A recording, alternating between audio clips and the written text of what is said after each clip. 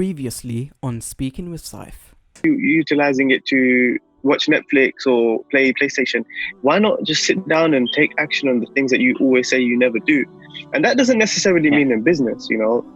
That could be you want to learn how to cook. That may be you want to learn a new language. That may mean anything, you know. You could just grow your knowledge and grow your mind. And we're going to come out of this lockdown phase, and there's going to be a lot of people that are going to be regretful. They're going to think, wow, this time has gone and I did nothing with it. Welcome back to Speaking with Saif. This is episode 3, and on this episode I have a fitness consultant, a model, and someone that has aspirations to inspire ethnic minorities to positive representations in the Western society. So guys, let me introduce you to Mish Choudhury. Hi Saif, how you doing? I'm good, Mish, how are you? Not too bad, thank you. Enjoying the lockdown. I mean, from what we've been speaking about as well, like you've enjoyed both, I guess, the inside and the outside of lockdown. Tell me a little bit about the outside, because I know you're someone that, as a key worker, you're having to go out often as well. What are you kind of seeing out there, man?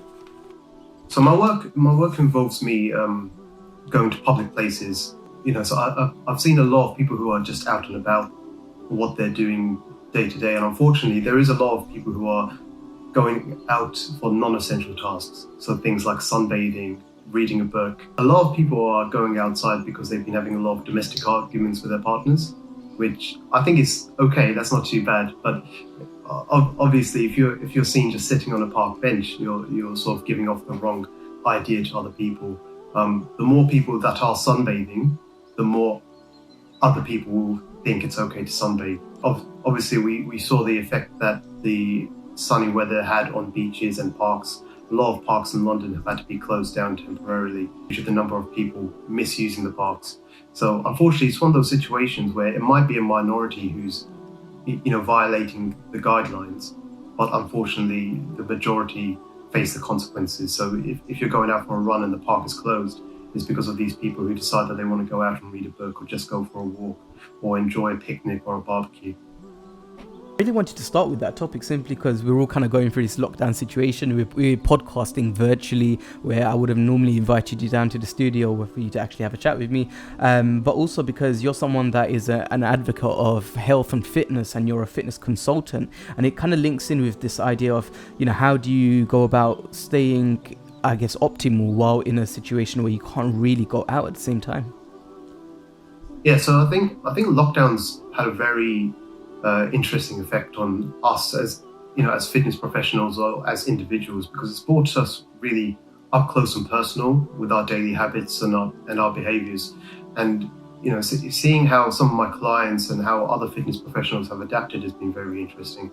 For me, I don't think it was really that difficult, because I think if you've got a good understanding of core fitness principles, you can adapt things and you can change things to actually sort of work in your favor a little bit. Obviously, the closure of gyms and the absence of enough weight or enough fitness equipment does pose a bit of a challenge. But there are ways around it. Our bodies are designed to adapt and change if we put enough stress on it. So not being able to go outside isn't that big of a challenge, to be honest. Okay, and obviously you're someone that, being a fitness consultant, there's a lot of people out there that are into fitness now, especially in our generation, and, going into consulting, and especially from our kind of backgrounds as well. What would you say kind of makes you a little bit different to other fitness consultants, or what kind of makes you kind of unique in your own way? I think the first thing is that I didn't enter the fitness industry trying to make any money. I entered it trying to really create some positive change within the brown community, because as a brown guy yourself, I'm sure that you've seen growing up that the brown community really don't have the healthiest habits, especially when it comes to food. A lot of us are pre-diabetic probably because of the way that we've been raised, the food that we've eaten, and it's not just in our lifetime, but our genetics is affected by our behavior. The activation of certain genes is impacted by our behavior. The genes that we pass on to our children is affected by our behavior as well. So it's generations and generations of unhealthy eating and habits that's really led to us being a little bit on the worst side when it comes to health effects. So is this a way to kind of combat this kind of genetic, hereditary passing of these kind of diseases and illnesses? Yeah, definitely. I think it, it's not really that difficult to make positive change if you really want to do it. And for me, my biggest ambition when it comes to fitness is to pass on better genes to my kids so that they can be happier and healthier, so that I can live a longer life and so that they can live a longer life as well. Going back to your original question about what makes me different, I think the biggest thing is really that there's so many fitness professionals out there and there's so much information out there, but what I really try and excel and specialize in is actually lifestyles. So actually implementing fitness in somebody's lifestyles, taking into consideration their life, their work, their family, and how do you integrate fitness into somebody's life in an enjoyable and easy way? Because it's not easy enough for everyone to go to the gym every single day. And there's a lot of people out there with disabilities, a lot of people out there who have got responsibilities to family, to children.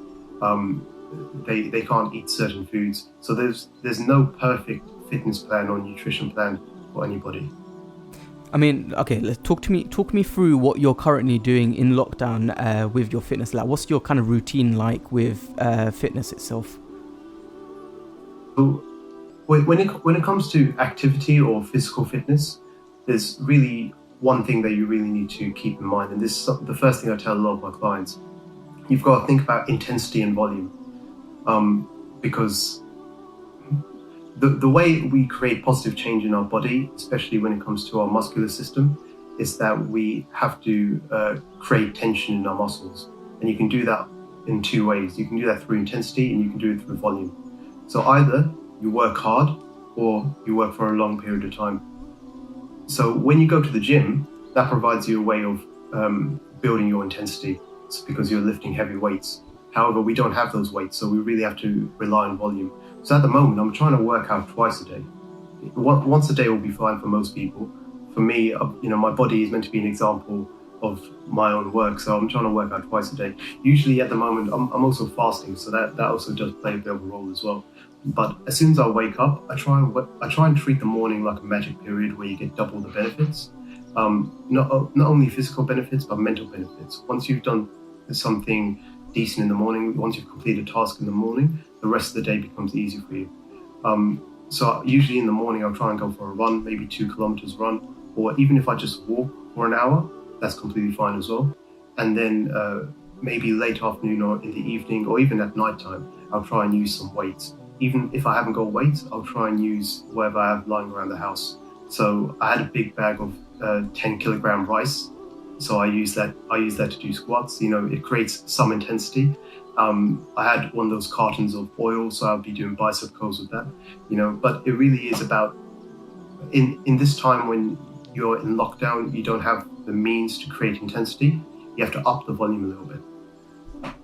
Wicked, that sounds good. And you spoke a little earlier about how coming from our backgrounds, and I introduced you as someone that is wanting to kind of inspire people from ethnic minorities and to kind of do something positive and to show themselves in positive ways, and especially as me as a teacher myself, and yourself in your own profession, we kind of have this onus on us to kind of create and inspire new generations of people, especially from our backgrounds, to go and make a positive impact. But how are you looking to impact society yourself, especially in regards to ethnic minorities? Is this in relation to fitness or just in general? In general, at the moment, I've got a huge focus on trying to help younger kids make the right decisions. One project I'm really working on at the moment is called an Equality Champions project. So basically, it's a framework that can be easily integrated into schools to give younger people the tools and the options to be able to make better decisions that actually doesn't just influence them, but influences the population around them. So really what I'm trying to do is create young people who can be positive change makers in their communities. Okay. That makes a lot of sense in relation to, creating a new generation that go and create. I mean, like, let me rephrase that actually. a future kind of generation, what would it kind of look like from a Bengali or an Asian background? What would you kind of see as, if you were to sum up a future generation of people? Because I know, and putting into perspective of our current generation, sometimes we have very kind of poor advice when it comes to dietary. Sometimes we can, the way I look at it, sometimes we could be, from my perspective, quite backwards in many different aspects, whether that's to do with mental health, whether that's to do with their physical health, whether that's to do with sometimes even religious kind of backgrounds as well. But what would you kind of see challenged in future generations, and how much change do you really expect to see? I think the biggest thing that we can do to try and invest in the future generation is to teach them how to be media literate, or how to question things. Because, like you said, there's a lot of information, right?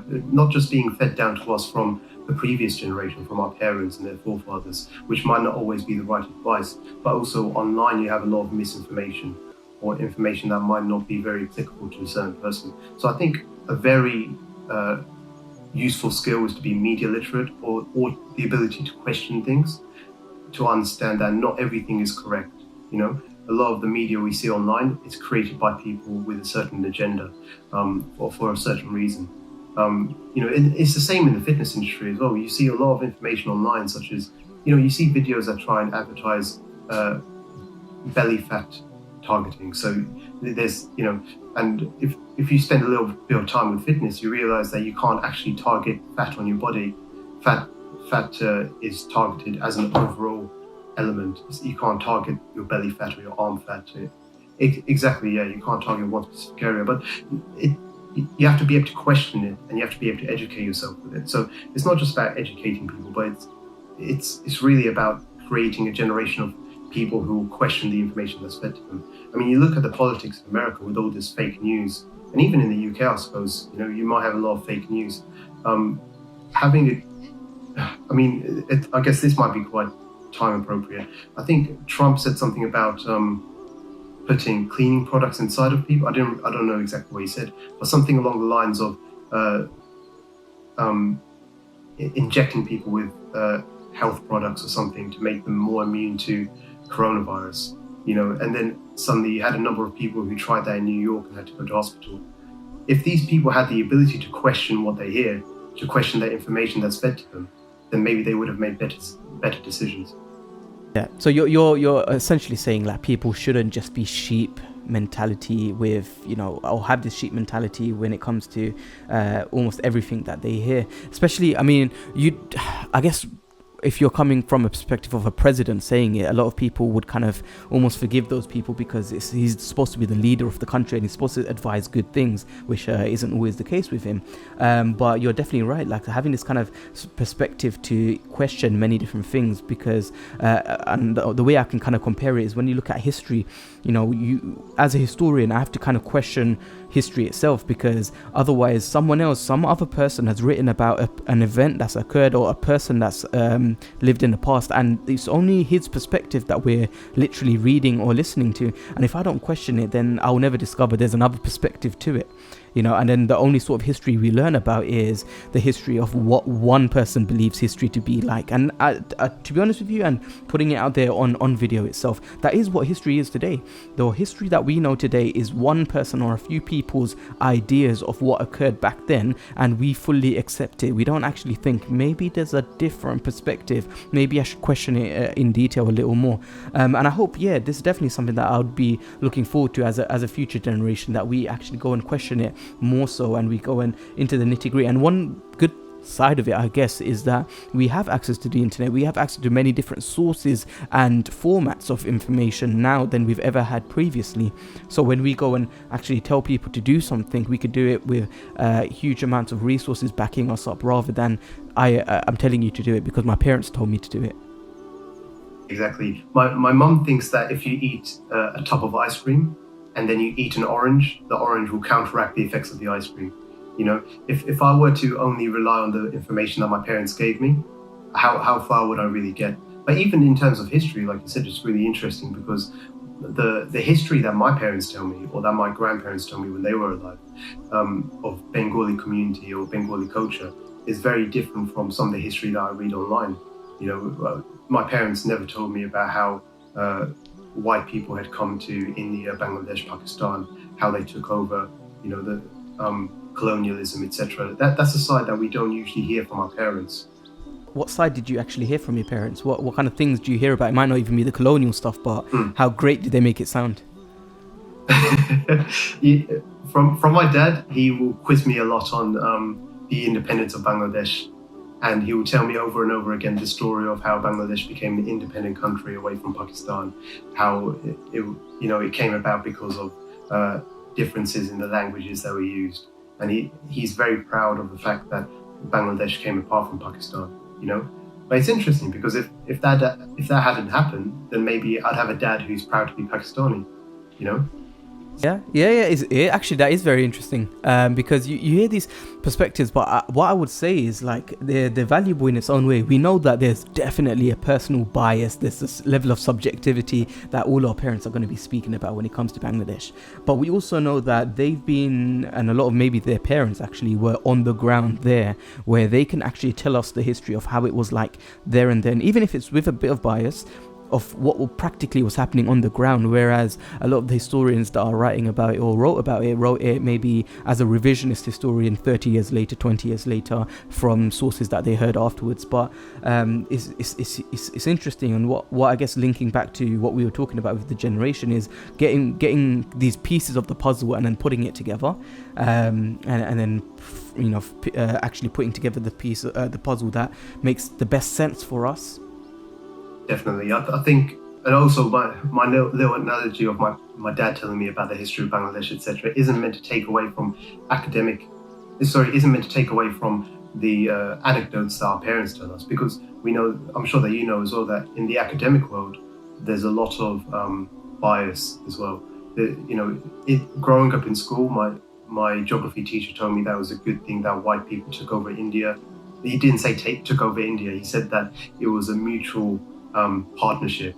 They would trade their spices and their silks, and etc. They said that he said that Indian people made a lot of money from the British people being there, etc. Which probably wasn't true, to be honest. Colonialism didn't really work that way, I think.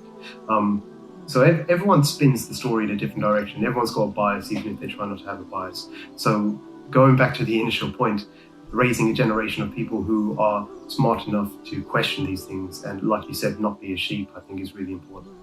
So Mish, you're actually writing, and I think you just posted an article right now about Ramadan and fitness, right? Tell me a little bit about that. So I think Ramadan presents a lot of different health challenges, especially for fitness-minded Muslims, of which there are a lot of us. It really splinters our sleep schedule. It really affects the food that we eat, and it affects our energy levels throughout the day. So how can we be expected to work out when we have less energy? So I've released an article on my website, buildyourfitness.co.uk, which really outlines, it gives a guide as to how you can navigate the month of Ramadan while you're trying to fast, especially during lockdown as well, because I feel like a lot of the rules have changed with these circumstances. So how do you maintain a healthy lifestyle whilst you're fasting in lockdown? Great. I'll link that for the viewers so they can go and check that out for themselves. Mish, thank you so much for tuning in and giving us some of your time and a lot of wisdom, actually. Like, I've gained a lot just by listening to you from your different perspectives as well. So I just want to say thank you for coming on. Thanks for having me. So guys, for more content like this, hit the subscribe button and we'll see you soon.